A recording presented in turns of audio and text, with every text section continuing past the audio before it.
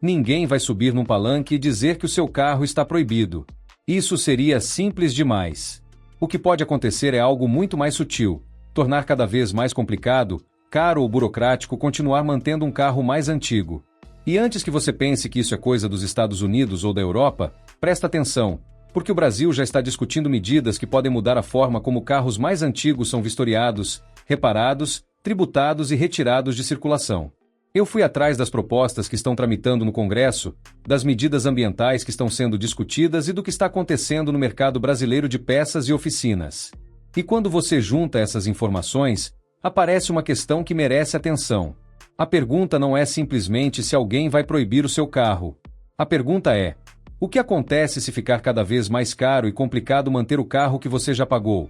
Antes de continuar, deixa o like e se inscreve no canal, porque esse assunto envolve uma mudança que pode atingir diretamente milhões de brasileiros que dependem de carro usado para trabalhar, levar os filhos para a escola, fazer compras e simplesmente viver. Pensa no seguinte cenário. Vamos chamar esse motorista de João. Ele tem um carro popular com mais de 10 anos de uso. O carro está quitado, ele conhece o veículo, sabe onde fazer manutenção e não tem nenhuma dívida relacionada à compra. O carro não é bonito, não é novo e certamente não chama atenção na rua. Mas funciona. João troca óleo, filtros, correias, pastilhas e pneus quando necessário. Quando aparece um problema mais complicado, leva para o mecânico de confiança. E, principalmente, ele não precisa assumir uma prestação de R$ 1.500, R$ 2.000 ou R$ 3.000 por mês para ter um carro novo. É exatamente aí que começa a discussão. Porque no Brasil já existem propostas que podem mudar a relação entre idade do veículo e vistoria. Em janeiro de 2026, a Comissão de Viação e Transportes da Câmara aprovou uma proposta que prevê vistoria periódica para veículos com mais de 5 anos de fabricação. O projeto ainda está em tramitação, portanto não é uma regra nacional em vigor, mas mostra claramente que esse assunto deixou de ser apenas uma discussão distante. E existe uma curiosidade importante. Enquanto uma proposta tenta criar vistoria periódica para veículos com mais de 5 anos, outro projeto apresentado em 2026 vai na direção contrária. O PL 467/2026 quer impedir que a idade do veículo, sozinha, seja utilizada como motivo para exigir vistoria periódica. Esse projeto recebeu parecer favorável na Comissão de Viação e Transportes em agosto de 2026 e ainda precisa seguir sua tramitação. Ou seja, a discussão está acontecendo agora. E isso é muito diferente de dizer que já proibiram carro velho. Não proibiram. Mas existe uma disputa real sobre até que ponto a idade do veículo deve determinar novas exigências. E aqui entra uma diferença fundamental em relação aos Estados Unidos. No Brasil, você não pode simplesmente pegar uma regra de um estado americano e colocar no roteiro como se fosse uma lei brasileira. Aqui temos o Código de Trânsito Brasileiro, o CONTRAN, os DETRANS, as normas ambientais e a competência tributária dos estados. E o IPVA, por exemplo, é estadual. Só que justamente nesse ponto aconteceu uma mudança enorme recentemente. Em dezembro de 2025, o Congresso promulgou a Emenda Constitucional 137, estabelecendo imunidade de IPVA para veículos terrestres com 20 anos ou mais de fabricação, dentro das categorias previstas no texto constitucional. Isso mudou completamente o cenário para os proprietários de carros antigos no Brasil. Portanto, se alguém disser que o Brasil está simplesmente copiando o modelo de aumento de IPVA para carros antigos, essa afirmação estará errada. O que existe hoje é justamente o contrário no caso dos veículos com 20 anos ou mais. Uma proteção constitucional contra a cobrança do IPVA nessas condições. Mas existe outra discussão acontecendo. Em 2026, foi apresentado o PL 6.466/2025, que cria o chamado PRO-IPVA 10+, propondo incentivo federal para que estados concedam isenção de IPVA a veículos com mais de 10 anos pertencentes a famílias de baixa renda. A proposta ainda está em tramitação e não significa que todos os carros com mais de 10 anos estejam automaticamente isentos. Então veja como o cenário brasileiro é diferente. De um lado, existe uma tendência de aliviar a carga tributária sobre veículos antigos. Do outro, existem propostas discutindo novas formas de inspeção e controle. E existe ainda uma terceira frente, a política ambiental e a renovação da frota. O Ministério do Meio Ambiente já colocou em documentos oficiais a ideia de criar mecanismos financeiros para estimular o sucateamento e a reciclagem de veículos antigos e altamente poluentes, vinculando essas medidas a programas de inspeção de emissões e a renovação da frota por veículos de baixa emissão. Isso está documentado nas diretrizes nacionais para a descarbonização do transporte urbano de carga. E atenção para uma coisa importante. O documento trata principalmente de transporte urbano de carga, e não significa que amanhã alguém vai bater na porta da sua casa para levar seu Gol, Uno, Celta ou Palio. Mas mostra que a ideia de retirar veículos antigos e altamente poluentes de circulação por meio de incentivos, reciclagem e políticas de renovação já aparece oficialmente no planejamento ambiental brasileiro. E isso muda completamente a conversa. Porque o caminho não precisa ser uma proibição direta. Pode ser incentivo para entregar o veículo antigo. Pode ser financiamento para comprar um veículo mais novo. Pode ser exigência ambiental. Pode ser inspeção. Pode ser regulamentação. Cada medida, isoladamente, pode parecer razoável. Mas quando você junta todas elas, precisa perguntar qual será o impacto para quem não tem dinheiro para trocar de carro. E isso nos leva ao próximo ponto. Número 1. A vistoria pode mudar. Hoje, a vistoria não funciona no Brasil simplesmente como uma cobrança automática baseada na idade de qualquer carro. Existem situações específicas previstas na legislação e regulamentações estaduais. Mas o Congresso está discutindo mudanças. O projeto aprovado em comissão na Câmara prevê inspeção periódica para veículos com mais de 5 anos, com intervalo a ser definido pelo CONTRAN. Agora imagine isso na vida real. Você tem um carro de 12, 15 ou 18 anos. O carro funciona, mas precisa passar por uma inspeção. Se for aprovado, tudo bem. Mas se for reprovado, você terá que corrigir o problema, pagar novamente pelo serviço e eventualmente voltar para uma nova inspeção. Para quem tem um carro novo, talvez isso seja apenas uma inconveniência. Para quem tem um carro antigo comprado justamente porque não consegue assumir uma dívida maior, a história pode ser completamente diferente. E existe uma discussão ainda mais importante. Quem define o que é segurança suficiente e quanto vai custar adequar o veículo? Porque uma exigência pequena pode ser barata. Uma exigência envolvendo sistema de freios, suspensão, emissão, iluminação, pneus ou componentes específicos pode gerar uma conta muito maior. E é exatamente por isso que a discussão sobre vistoria precisa ser acompanhada de perto. Não porque toda vistoria seja ruim, mas porque uma regra de segurança pode ter efeitos econômicos muito maiores dependendo de como for aplicada. Número 2. O Brasil já está apertando o controle sobre peças usadas. Agora vamos falar de uma coisa que quase ninguém coloca nessa discussão: o mercado de peças usadas. No Brasil, especialmente em estados como o Rio de Janeiro, existe uma regulamentação cada vez maior sobre desmontagem de veículos e comercialização de peças usadas. O Detran RJ, por exemplo, mantém operações específicas para fiscalizar ferros velhos e desmontes. Em uma operação realizada em Campos dos Goytacazes em 2026, estabelecimentos foram interditados por comercialização irregular de peças sem credenciamento e sem a rastreabilidade exigida, além de problemas ambientais relacionados ao descarte de resíduos. Em Itaguaí, outra operação encontrou um ferro velho irregular onde resíduos de borracha eram queimados diretamente no solo. O material foi apreendido e encaminhado para empresas de reciclagem. Isso tem um lado positivo evidente: combater peças roubadas, comércio clandestino e descarte ambientalmente inadequado. Mas existe uma consequência que o proprietário de carro antigo precisa acompanhar.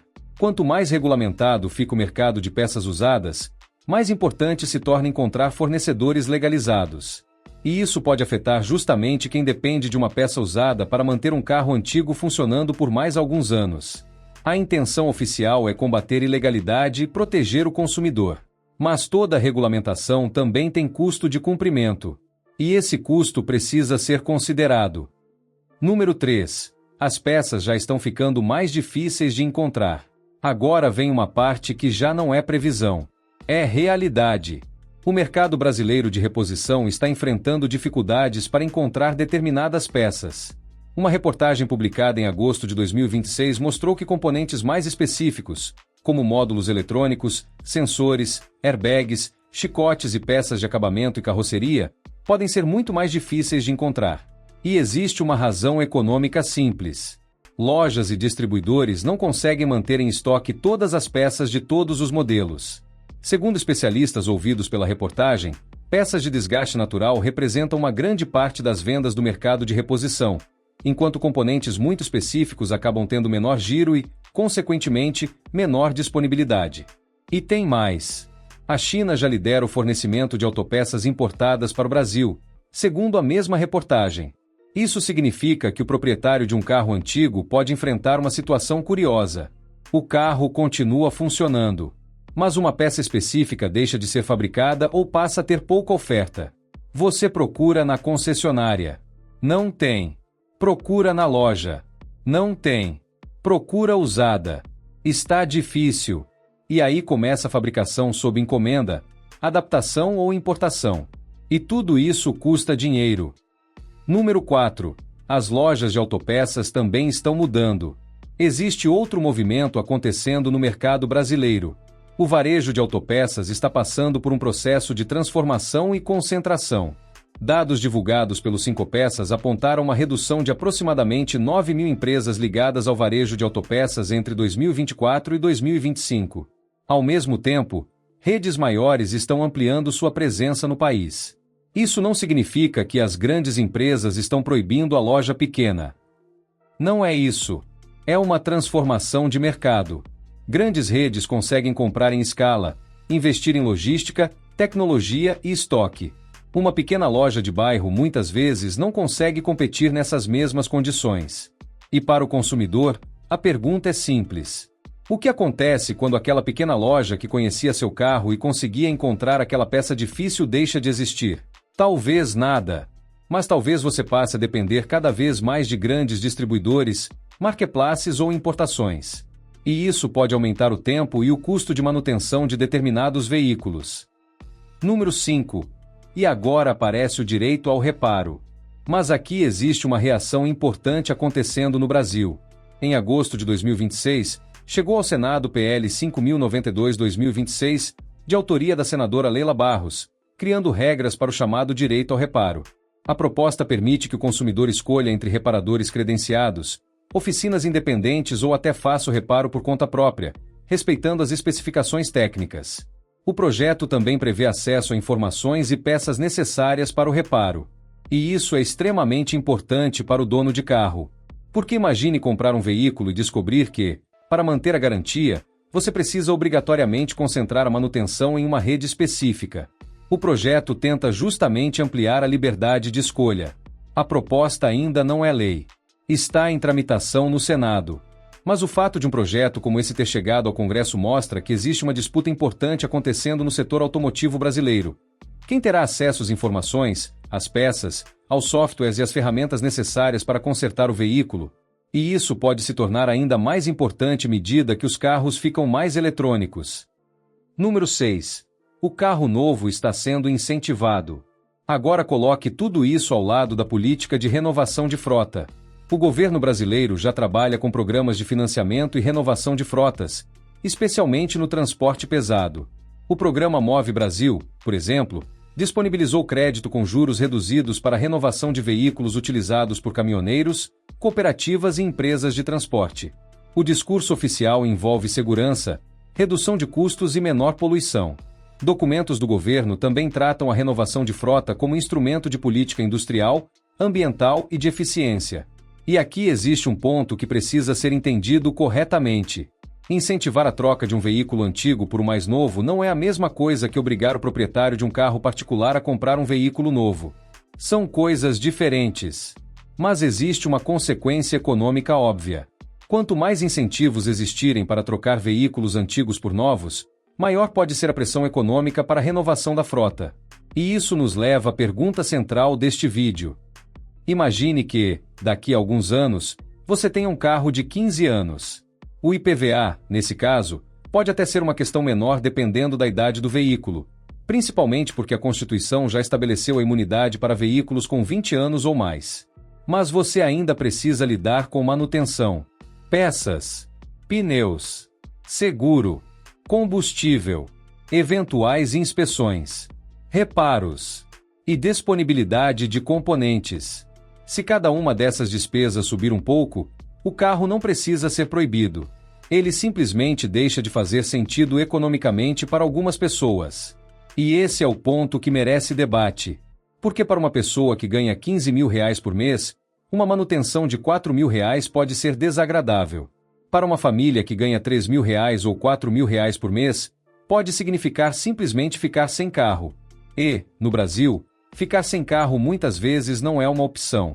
Tem gente que mora longe do trabalho. Tem gente que trabalha em horários em que o transporte público é ruim. Tem gente que leva criança para a escola. Tem motorista de aplicativo. Tem vendedor. Tem representante comercial. Tem trabalhador autônomo. Tem família que comprou um carro usado justamente porque era a única forma possível de ter mobilidade. Por isso, essa discussão não pode ser tratada apenas como uma guerra entre carro velho e carro novo. É uma discussão sobre quanto custa permanecer na estrada. E tem outro detalhe que quase ninguém está falando. Os carros brasileiros estão ficando cada vez mais sofisticados. O próprio Inmetro atualizou em agosto de 2026 sua tabela de eficiência veicular, reunindo 959 modelos e versões de 43 marcas, incluindo elétricos, híbridos plug-in, flex, gasolina e diesel. Isso é bom para a eficiência, mas significa também mais eletrônica, mais sensores, mais módulos e mais sistemas que podem exigir conhecimento técnico específico. E quanto mais complexo o veículo, maior pode ser a diferença entre uma oficina que tem acesso às informações e ferramentas necessárias e outra que não tem. É exatamente por isso que o direito ao reparo ganhou importância no Brasil. Então, qual é o plano? Eu não vou dizer que existe um plano secreto do governo para tirar todos os carros antigos das ruas. Não há evidência suficiente para afirmar isso. O que existe são várias políticas e propostas diferentes acontecendo ao mesmo tempo. Existe discussão sobre inspeção periódica. Existe política ambiental de redução de emissões. Existe planejamento de renovação de frota. Existe regulamentação de desmontagem e peças usadas. Existe transformação no mercado de autopeças. Existe aumento da complexidade tecnológica dos carros. E existe, ao mesmo tempo, uma reação política para garantir o direito de reparar e manter o veículo fora das concessionárias. Tudo isso é real. E cada ponto precisa ser acompanhado separadamente. Porque é muito fácil pegar uma lei americana, traduzir para português e fingir que ela está acontecendo no Brasil. Não é assim. O Brasil tem suas próprias leis, seus próprios órgãos, seus próprios projetos e seus próprios problemas. E alguns deles já estão acontecendo agora. O que o dono de carro antigo deve fazer? Primeiro, não entre em pânico. Não existe uma lei nacional dizendo que você precisa abandonar seu carro antigo amanhã. Segundo, mantenha o veículo em boas condições. Freios, pneus, suspensão, iluminação, documentação e emissões são importantes independentemente da idade.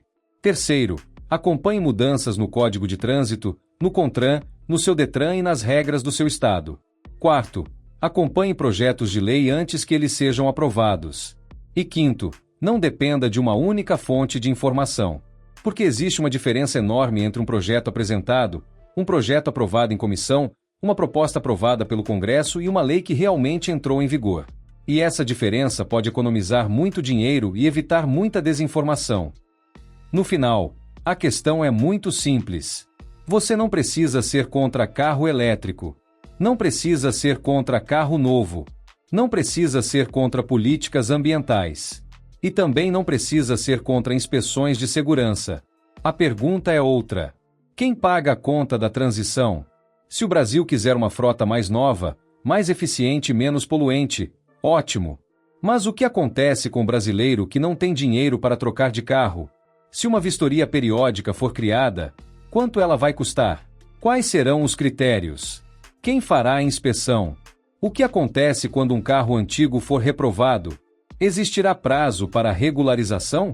Haverá critérios proporcionais à idade e à tecnologia do veículo? E se determinada peça não existir mais? O proprietário será obrigado a abandonar o carro? Essas são as perguntas que precisam ser feitas. Porque o verdadeiro risco para o proprietário de um carro antigo não necessariamente é acordar um dia e descobrir que o governo proibiu seu veículo. O risco pode ser muito mais silencioso. Uma peça que ficou difícil de encontrar. Uma manutenção que ficou mais cara. Uma exigência nova. Uma inspeção. Uma oficina que deixou de existir. Uma ferramenta que ficou inacessível. Uma tecnologia que exige equipamento específico. Uma regulamentação que aumenta o custo. E, quando você percebe, aquele carro que estava quitado e funcionando deixou de ser economicamente viável. Mas existe uma diferença importante no Brasil em relação à história que muitas vezes é contada olhando para os Estados Unidos. Aqui, essas mudanças estão sendo disputadas publicamente no Congresso. Existem projetos contra e a favor de novas exigências. Existe uma emenda constitucional garantindo imunidade de IPVA para veículos com 20 anos ou mais. Existe projeto tentando ampliar a isenção para veículos mais antigos de famílias de baixa renda. Existe projeto tentando impedir vistoria baseada apenas na idade. E existe projeto tentando criar vistoria periódica para veículos com mais de 5 anos. Ou seja, a história brasileira ainda está sendo escrita. E é justamente por isso que você precisa prestar atenção agora, enquanto essas regras ainda estão sendo discutidas. Porque depois que uma regra vira lei, reclamar costuma ser muito mais difícil. E eu quero saber uma coisa. Se um dia o Brasil criar novas exigências para carros mais antigos, mas o seu carro estiver quitado, funcionando e em boas condições, você continuaria com ele ou preferiria trocar por um modelo mais novo? Comenta aqui embaixo. E se você gostou desse vídeo, vai gostar desse outro que está aparecendo na tela também.